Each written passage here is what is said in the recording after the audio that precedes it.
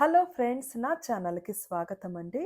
నేను ఈరోజు మీకు చందమామ కథల్లో బేతాళ కథ చదివి వినిపిస్తున్నానండి. ఈ కథ పేరు 'గీత రహస్యం'. పట్టువదలని విక్రమార్కుడు చెట్టు వద్దకు తిరిగి వెళ్ళి చెట్టుపై నుంచి శవాన్ని దించి భుజాన వేసుకుని ఎప్పటిలాగే మౌనంగా శ్మశానం కేసి నడవసాగాడు. అప్పుడు శవంలోని బేతాళుడు, రాజా, నీలాంటి ఉత్తముడు ఇలాంటి క్షుద్రకర్మ చెయ్యకూడదు. అది పతనానికే దారితీస్తుంది. అందుకు నిదర్శనంగా నీకు రంగేశుడు అనే దొంగల నాయకుడు కథ చెబుతాను. శ్రమ తెలియకుండా విను అంటూ ఇలా చెప్పసాగాడు. పూర్వం రంగపురం అనే నగరానికి సమీపంలో గల అరణ్యంలో ఒక గజదొంగ తన పరివారంతో సహా ఉండేవాడు. ఆ గజదొంగ కొడుకే రంగేశుడు. రంగేశుడు మంచి సూక్ష్మ బుద్ధి కలవాడు. వాడు తన 14వ ఏట నుంచి తండ్రితో తిరిగి తండ్రి అనంతరం దొంగల నాయకుడు కాదగిన నైపుణ్యం సంపాదించాడు. చిన్నవాడుగా ఉండగానే ఒకసారి రంగేశుడు తన తండ్రి వెంట రంగపురంలో జరిగే ఉత్సవాలకు పోయి ఒకచోట భగవద్గీత పఠనం విన్నాడు. ఆ రోజున వాడు గ్రహించినదేమంటే, ప్రపంచంలో జరిగేదానికంతా అసలైన బాధ్యుడు దేవుడు. పోతే మనిషి ఏ ధర్మం ఆచరించినప్పటికీ తనకు కలిగే మంచి చెడ్డలకు సుఖ దుఃఖాలకు అంటకుండా ఉంటే వాడికి మోక్షం లభిస్తుంది. ఈ భావాలు రంగేశుడి మనసులో గాఢంగా నాటుకున్నాయి. తండ్రి శ్రమ ఫలితంగా కొంతకాలానికి వాడు దొంగల ముఠాకు నాయకుడు అయ్యాడు. తన వృత్తి ధర్మం ప్రకారం దొంగతనాలు, దారి దోపిడీలు చేస్తూ చాలా ధనం సంపాదించాడు. కానీ అతను ఏనాడు భగవద్గీతలో విన్నది మరిచిపోలేదు. అతని మనోనిగ్రహము, దేవునిలో విశ్వాసము ఏమాత్రమూ సడలలేదు. రాజుగారి భటులు అప్పుడప్పుడు అరణ్యంలో ఉండే దొంగల మీదకు దాడి చేస్తూ ఉండేవారు. అలా ఒకసారి ఆకస్మికంగా దాడి జరిగేసరికి దొంగలు తమ రహస్య స్థావరాలకు పారిపోయారు.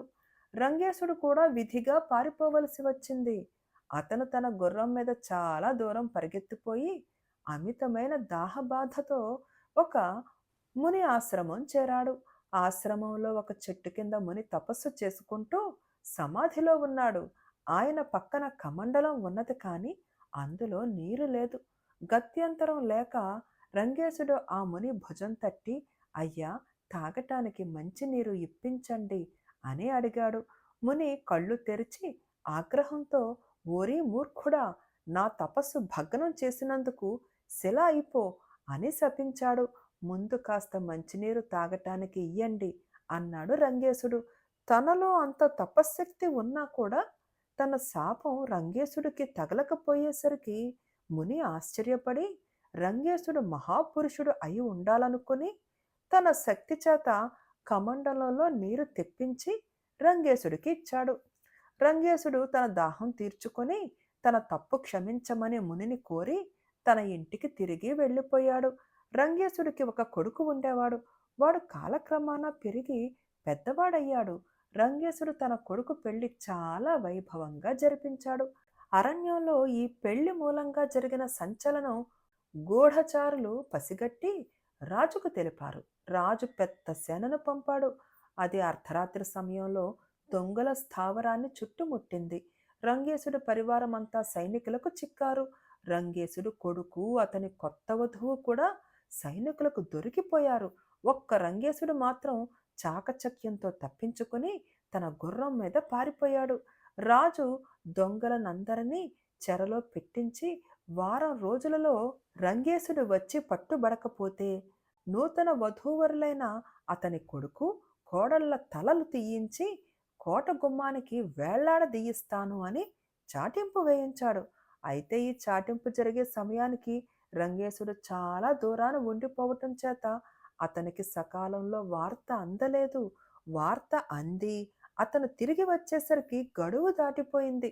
రంగేశుడు రాజుగారు కోటకు వచ్చి కోట గుమ్మాన వెళ్లాడుతున్న తన కొడుకు, కోడళ్ల తలలు చూసి దుఃఖం పట్టలేక, అయ్యయ్యో, ఈ పాపిష్టిరాజు అక్రమంగా అమాయకులైన ఇద్దరి ప్రాణాలు పొట్టన పెట్టుకున్నాడే అని ఆక్రోశించాడు. మరుక్షణమే రంగేశుడు శిలగా మారిపోయాడు. బేతాళుడు ఈ కథ చెప్పి, రాజా, ముని శపించినప్పుడు శిలగా మారని రంగేశుడు ఏ శాపమూ లేకుండానే ఎందుకు శిలగా మారాడు? ఈ సందేహానికి సమాధానం తెలిసి కూడా చెప్పకపోయావో నీ తల పగిలిపోతుంది అన్నాడు. దానికి విక్రమార్కుడు ముని శాపం తొగలకపోవడానికి కారణం రంగేశుడిలో ఉండిన గొప్ప శక్తి. ఆ శక్తి భగవంతుడి యందు అతనికి గల పూర్తి నమ్మకం వల్ల, తాను ఏమి చేసినా నిమిత్త మాత్రుణ్ణి అని మనస్ఫూర్తిగా నమ్మటం వల్ల వచ్చింది. కానీ తన కొడుకు కోడళ్ళ తలలను కోట గుమ్మం మీద చూడగానే అతని విశ్వాసం పోయింది. అతను వాళ్ళిద్దరినీ రక్షించే ఉద్దేశంతో రావటంలోనే దైవ నిర్ణయం మీద అతని విశ్వాసం చలించింది. వాళ్ళ చావుకు రాజే పూర్తిగా బాధ్యుడని అనుకోవటంతో విశ్వాసం పూర్తిగా పోయింది. వెంటనే అతనికి ముని శాపం తగిలింది అని అన్నాడు.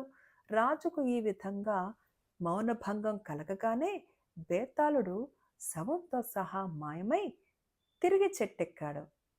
ఈ కథ పేరు తగిన వధువు. పట్టువదలని విక్రమార్కుడు చెట్టు వద్దకు తిరిగి వెళ్ళి చెట్టుపై నుంచి శవాన్ని దించి భుజాన వేసుకుని ఎప్పటిలాగే మౌనంగా శ్మశానం కేసి నడవసాగాడు. అప్పుడు శవంలోని బేతాళుడు, రాజా, నువ్వు ఇలా శ్రమించడంలోని లక్ష్యం ఏదో నాకు తెలియదు, కానీ లక్ష్యం చేరుకున్నంత మాత్రాన ఆశయం సిద్ధిస్తుంది అనుకోవటానికి లేదు. అందుకు నిదర్శనంగా నీకు చంద్రవర్మ కథ చెబుతాను, శ్రమ తెలియకుండా విను అంటూ ఇలా చెప్పసాగాడు. చంద్రవర్మ అనేవాడు క్షత్రియ యువకుడు. అతను అన్నిటినీ మించి అందాన్ని ఆరాధించేవాడు. అందమైన వస్తువులు, ప్రకృతి దృశ్యాలు, మనుషులు కనిపించినప్పుడు అతనికి కలిగే తృప్తి మరి దేనివల్ల కలిగేది కాదు.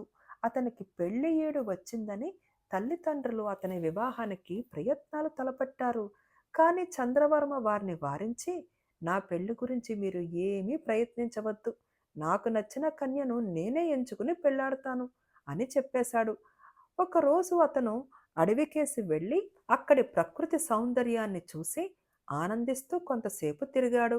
ఒక చోట అతనికి ఒక అందమైన కొలను, అందులో అందమైన కలవ పూలు, దాని ఒడ్డున మేస్తూ పాలమేగడ రంగులో నిగనిగలాడుతూ ఒక అమిత అందమైన గుర్రము కనిపించాయి. వెంటనే చంద్రవర్మ ఆ గుర్రాన్ని సమీపించి ఎగిరి దాని మీద ఎక్కి కూర్చున్నాడు. అతను ఎక్కిన మరుక్షణం ఆ గుర్రం పిచ్చి పట్టినట్టుగా శరవేగంతో పరిగెత్తుతూ అరణ్యంలోకి చాలా దూరం పోయింది. చంద్రవర్మ దాన్ని ఆపే మార్గం లేక దాని మీద బోర్లా పడుకుని కళ్ళు గట్టిగా మూసుకున్నాడు. గుర్రం అలా చాలాసేపు పరిగెత్తి ఎక్కడో అతన్ని కింద పడేసి ఎటో వెళ్ళిపోయింది. కింద పడిన చంద్రవర్మకు స్పృహ తప్పింది. అతనికి తిరిగి స్పృహ వచ్చేసరికి తెల్లవారుతున్నది. పరిసరాలు అతనికి కొత్తగా ఉన్నాయి. సమీపంలోనే ఒక సెలయేరు పారుతున్నది. కొంచెం ఎగువ నుంచి తీయని పాట వినిపిస్తున్నది. ఆ పాడుతున్నది ఎవరో స్త్రీ. పాట మాధుర్యానికి, కంఠ శ్రావ్యానికి ముగ్ధుడై చంద్రవర్మ పాట వినిపించిన వైపుగా వెళ్ళి ఆశ్చర్యంతో స్తంభించిపోయాడు. అతనికి ఒక ముచ్చటైన తోట, దాని మధ్య ఒక అందమైన పర్ణశాల, తోటలో పూలు కోస్తూ పాడుతూ తెల్ల బట్టలు ధరించి జుట్టు విరబోసుకుని ఒక అందమైన సుందరి కనిపించాయి. ఆమె పాట ఆపగానే చంద్రవర్మ చప్పట్లు చరిచి అద్భుతం, అపూర్వం అన్నాడు. ఆ అందగత్తె ఉలిక్కిపడి అతని కేసి చూసి, ఏమిటి అద్భుతం, ఏమిటి అపూర్వం అని అతన్ని అడిగింది. నీ పాట అద్భుతం, నీ సౌందర్యం అపూర్వం అన్నాడు చంద్రవర్మ పరవశించిపోతూ. ఆమె చిన్నగా నవ్వి, నా అందాన్ని ఇంత మెచ్చుకుంటున్నావు, ఆ కనిపించే కొండ దిగువన ఇదే సెలయేటి ఒడ్డున ఉండే అందగెత్తెను చూస్తే ఇంకా ఏమంటావో, ఉండు, నీకు పలహారం ఏర్పాటు చేస్తాను అని పర్ణశాలలోకి వెళ్ళిపోయింది. చంద్రవర్మ ఆమె ఇచ్చే ఆతిథ్యం కోసం ఆగలేకపోయాడు. కొండ దిగువన ఉండే సుందరిని చూడాలి అని అతని మనసు తహతహలాడుతున్నది. అందుచేత అతడు సెలయేరు వెంబడే నడుచుకుంటూ కొండకేసి వెళ్ళిపోయాడు. అతను కొండ దగ్గరికి చేరుకునేసరికి సాయంకాలం అయ్యింది. అక్కడ సెలయేటి ఒడ్డున ఇంకా పెద్ద తోట ఉన్నది. ఆ తోట మధ్య ఒక అందమైన ఇల్లు ఉన్నది. ఆ ఇంట్లో ఒక అప్సరసలాంటి ఆడది దీపాలు వెలిగిస్తున్నది. చంద్రవర్మ ఆమెను సమీపించి, "ఈ ఇంట్లో నువ్వు ఉండగా వేరే దీపాలు దేనికి? నీ అంత అందగత్తెను నేను ఇంతవరకు చూడలేదు" అన్నాడు. ఆమె అతనికి అతిథి మర్యాదలు అన్నీ చేసి భోజనం పెట్టి పడుకోవడానికి హంసతూలికా తల్పం ఇచ్చింది. అతను తన అందాన్ని మరీ మరీ పొగడుతూ ఉండటం చూసి ఆమె, "కొండ మీద ఉండే అందగత్తెను చూసి ఉంటే నువ్వు నా అందాన్ని ఇంతగా పొగడి ఉండవు. పొద్దు చాలా పోయింది, పడుకో" అని తన గదికి వెళ్ళిపోయింది. ఈ మాట విన్నాక చంద్రవర్మకు వస్తున్న నిద్ర కాస్త పోయింది. ఆ కొండ మీద సుందరిని చూసేదాకా అతనికి ప్రాణాలు నిలిచేటట్టు లేవు. అతను నిశ్శబ్దంగా తలుపులు తెరుచుకుని బయటకు వచ్చి ఆ చీకట్లోనే ఆ కొండను ఎక్కనారంభించాడు. చంద్రవర్మ కొండపైకి చేరేసరికి సూర్యోదయం కావస్తున్నది. ఆ ప్రదేశం చాలా విశాలంగా ఉన్నది. అక్కడ అతను ఊహించనంత పెద్ద తోట ఉన్నది. దాని మధ్య గొప్ప భవనం ఉన్నది. అతను చూసిన సెలయేరుకు జన్మస్థానమైన కోనేరు ఆ తోటలోనే ఉన్నది. ఆ కోనేట్లో ఒక అత్యద్భుత సౌందర్యవతి స్నానం చేస్తూ చంద్రవర్మకు కనిపించింది. అతను ఆమెను సమీపించి పారవస్యంతో, "నువ్వే నా స్వప్న సుందరివి. నీలాంటి సౌందర్యవతి 3 లోకాలలోనూ లేదు. నిన్నే పెళ్లి చేసుకుంటాను" అన్నాడు. "వెళ్ళు వెళ్ళు. ఇక్కడ ఎక్కువసేపు ఉన్నావంటే నీ మాన ప్రాణాలు దక్కవు" అంటూ ఆమె స్నానం ముగించి భవంతిలోకి వెళ్ళింది. చంద్రవర్మ హతాశుడై కొండ దిగి తాను లోగడ చూసిన 2 సుందరుల కోసమూ చూశాడు. కానీ వాళ్ళ జాడ అతనికి దొరకలేదు. అతను ఎలాగో తన స్వస్థలం చేరుకుని తల్లిదండ్రులు ఎన్నిక చేసిన పిల్లను పెళ్లాడాడు. బేతాళుడు ఈ కథ చెప్పి, "రాజా, 3 లోకోత్తర సౌందర్యవతులను చూసిన మీదట చంద్రవర్మలో సౌందర్య పిపాస విజృంభించడానికి బదులు ఎందుకు హరించుకుపోయింది? మొదటి 2 సౌందర్యవతులు చూపిన పాటి ఆదరం కూడా మూడో ఆమె ఎందుకు చూపలేదు? ఈ అనుమానాలకు సమాధానం తెలిసి కూడా చెప్పకపోయావో నీ తల పగిలిపోతుంది" అన్నాడు. దానికి విక్రమార్కుడు, "చంద్రవర్మలో ఉన్న లోపం సౌందర్య పిపాస కాదు.